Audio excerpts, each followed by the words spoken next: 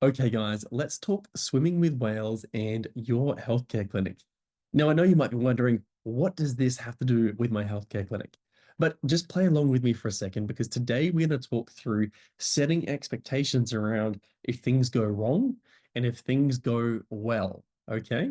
Now, before we do jump into this, please, as always, like and subscribe. It helps us to reach more people and to create a bigger impact. Now, yesterday I went swimming with whales for the first time, and I've got to say, huge, majestic creatures. And if you do get the chance, I highly recommend that you do this. Now, this is no plug for any company there. I'm just saying, absolutely wild experience. But one thing that stood out for me was when we were getting prepped to go, the detail they went into around what we do if something goes wrong, and really specifically going through a checklist with each and every one of us. And what it made me feel at the time was really safe, really secure. Like I was in the right place and we were with the right people to do this. You felt like, hey, if something's not going according to plan, these guys have us covered. I can understand what they're going to do. I know what I need to do. And I just felt absolute clarity. And it made me think afterwards. I was thinking, do we do this? Or how well do we do this in our healthcare clinics? Because when someone comes in for that initial appointment, how well do we make them feel that they're safe and they're secure and they're in the right place? How well do we explain that if something isn't going right in their treatment and they have a flare up, how do we explain what they need to do and what they should do and what we're going to do should that happen?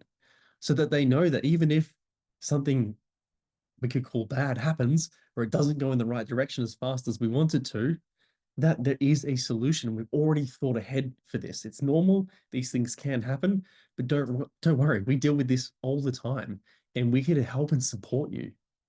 And it's not just that. We could think about everything from our cancellation policies and how clear we are with those, but let's think about it from a client treatment perspective here. A lot of the time, and I'll use physio as an example because yes, I'm a physiotherapist and it's my bias here, is when someone has a flare up and we haven't pre-framed what's happening and why it might be happening and what they should be doing at that stage and what we're going to do when we see them next and how we can help them. Sometimes people will think, well, this physio, this healthcare professional has made me worse. My back pain is worse now. I saw him yesterday and I'm feeling worse today. Well, what should I do? Now, in our mind, let's say we haven't pre-framed it with them, but in our mind, we might be like, well, just give us a call and book your appointment in, sorry, a little bit earlier, and we'll be able to sort that out for you. Well, just give us a call, send us an email, and let's talk it through. But what many patients or clients will do is they may go, well, this physio hurt me, or this healthcare professional didn't do the right thing clearly because I'm feeling worse today. And so they go somewhere else. And they don't call up typically and say, you flared me up. They normally call up and say, I'm sick, I've got to work, I've got something else on, I've got a hairdressing appointment, a dentist appointment, whatever it is. I need to cancel.